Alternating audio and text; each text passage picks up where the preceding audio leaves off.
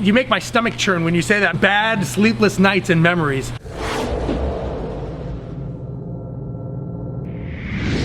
Oh man, it has been, I could tell you there was a deal that we had. We bought the house for about $40,000. We probably, over the course of owning this thing for probably 5 years, we probably spent about another $20,000 in rehabs, make-readies, fixing it. We could never figure out how to have this house make money. And so we ended up selling it, and when we sold it, we had to actually bring money to closing. Another, like, I think it was $8,000 we actually had to bring to closing.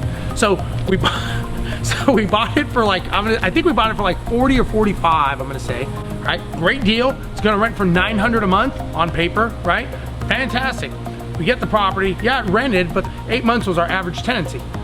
When they leave, it's like a new rehab. Why? Because they like taking parting gifts with them, like wiring, electrical, light bulbs, stoves, air conditioning units. You gotta replace all that. You spend all the money replacing it. Every 8 months, you're basically buying the new guts to the inside of a house. Finally, you get to a point of going, you know what, this isn't working, let's just get rid of it. Other investors come along and like, I'll buy it for 40, 35, because it's kind of what it's worth. Because the problem with those properties is they never go up in value. That brings up some bad sleepless nights and memories. So I would say basically buying a house, almost doubling the amount in make-ready costs, stress, all that stuff, and then having to come to closing with money. But what the most interesting part of this story is we were the happiest people at the closing table, because me and my business partner knew this was no longer our problem.